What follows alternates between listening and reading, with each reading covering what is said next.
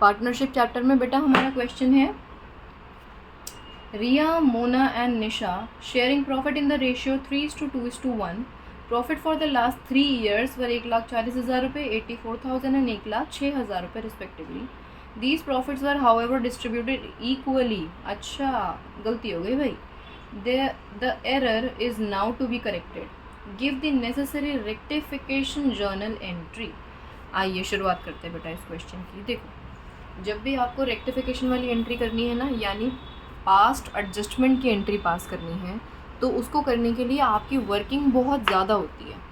यानी मेन काम तो सारा वर्किंग नोट में होता है और एक जर्नल एंट्री पास करनी होती है, लेकिन उस एक एंट्री के लिए जो वर्किंग होती है वो बहुत महत्वपूर्ण होती है.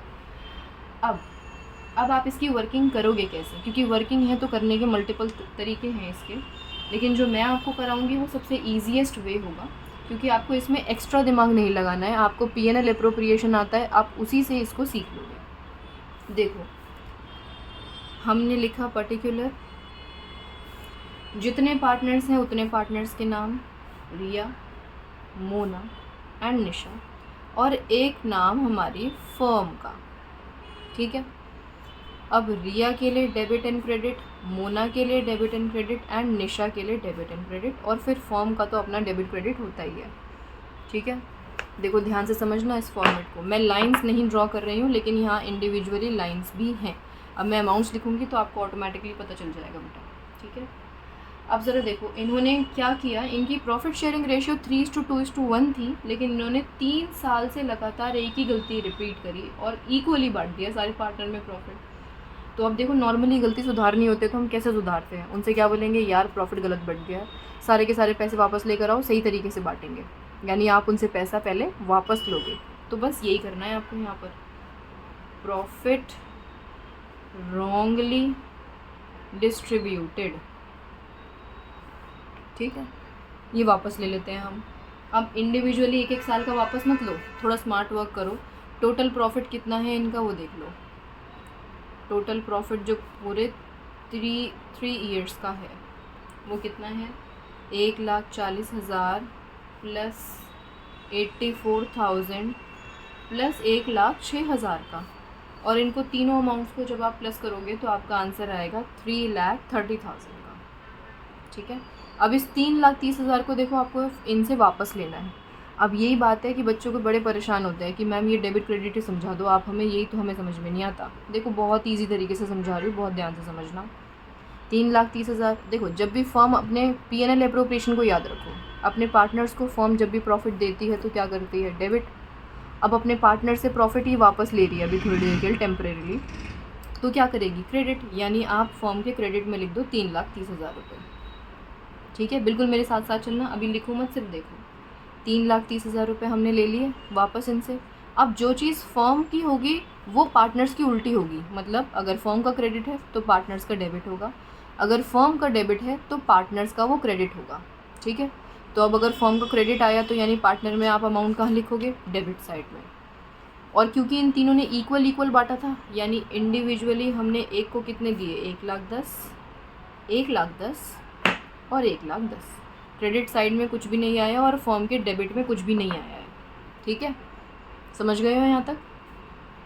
अब आपको कुछ नहीं करना, आपने पैसा वापस ले लिया. अब यही पैसा उठा करके इन्हें दे दो. अब फर्म अगर अपने पार्टनर को प्रॉफिट देती है तो वो कैसे देती है, डेबिट में लिख करके. तो देखो आपने डेबिट में लिख दिया. अब जो चीज़ फर्म के डेबिट में आई है पार्टनर्स के कहाँ आएगी, मैम क्रेडिट में. वेरी गुड, बिल्कुल ठीक समझ गए हो आप. अब क्रेडिट में आएगी तो किस अमाउंट में आएगी, अरे वो अमाउंट तो क्वेश्चन ने हमें बताया है 3:2:1 में. तो अब आप इस 3,30,000 को गलती सुधारते हुए 3:2:1 में बांट देंगे और यहाँ स्टेटमेंट लिख देंगे प्रॉफिट करेक्टली डिस्ट्रीब्यूटेड. यहाँ आप अंग्रेज़ी आराम से बना के लिख सकते हो कुछ भी. अब 3,30,000 को आप 3:2:1 में बांटेंगे. आई होप कि आप लोगों को प्रॉफिट डिवीज़न बहुत आराम से आता है. तो जब आप इसे डिस्ट्रीब्यूट करेंगे तो आपका आंसर आएगा कि पहले वाले के पास तो 1,65,000 गए, दूसरे वाले के पास 1,10,000 गए और तीसरे वाले के पास 55 पहुँचे. ठीक है. अब हमें मुद्दे की बात तो ये पता लगानी है कि क्या डेबिट और क्या क्रेडिट. तो देखो अब आप बहुत ध्यान से देखना जो मैं आपको सिखाने वाली हूँ. अब आप क्या करोगे, सबसे पहले अपनी फर्म को बेटा बैलेंस करो। आपने देखा फर्म का बैलेंस करने का मतलब डेबिट और क्रेडिट बिल्कुल बराबर आना चाहिए। तो बराबर आ रहा है क्या? हाँ मैम बिल्कुल आ रहा है बराबर। फर्म का जैसे बराबर आ रहा है यानी इसका मतलब अब आप एकदम ठीक ट्रैक पर हो। अब आप इन दोनों को करो। इसका क्रेडिट 55 का है, 1,10,000 का है, ठीक है। इसका 1,10,000 का है, अरे इसका भी 1,10,000 का है डेबिट भी। अगर मैं इसकी बात करूँ तो इसका 1,65 का है क्रेडिट और डेबिट है 1,10,000 का, ठीक है। यहाँ इक्वल नहीं करना, यहाँ जैसे मैं लिख रही हूँ बिल्कुल वैसे अमाउंट्स लिखेंगे आप, ओके। अब ध्यान दो, फर्म बैलेंस्ड है, इसके अमाउंट में डिफरेंस है, हाँ है। कितने का डिफरेंस है?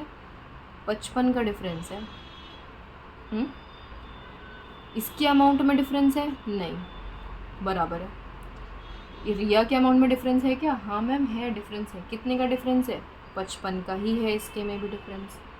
अब बहुत ध्यान से देखो, इसका डेबिट का अमाउंट ज़्यादा है कि क्रेडिट का अमाउंट ज़्यादा है? मैम क्रेडिट का, क्रेडिट लिख दो यहाँ। इसका डेबिट ज़्यादा है क्रेडिट ज़्यादा है? मैम डेबिट है, अरे लो डेबिट लिख दो यहाँ। आपकी जर्नल एंट्री बन गई, देखो बातों बातों में जर्नल एंट्री तैयार। क्या डेबिट होना है, क्या क्रेडिट होना है, कौन डेबिट होना है, कौन क्रेडिट होना है, सब पता चल गया अब आपको। अब आप इसकी एक एंट्री कर दो, रेक्टिफाइंग एंट्री। और वो एंट्री क्या बनेगी? Nisha's capital account debited to Riya's capital account 55,000 55,000। यहाँ आप नरेशन लिख दोगे बीइंग रेक्टिफिकेशन एंट्री पास्ट या बीइंग एंट्री रेक्टिफाइड, जो भी आपको अच्छा लगे। ये हो गया बेटा हमारा क्वेश्चन कंप्लीट, बिल्कुल ईजी सा था, ओके।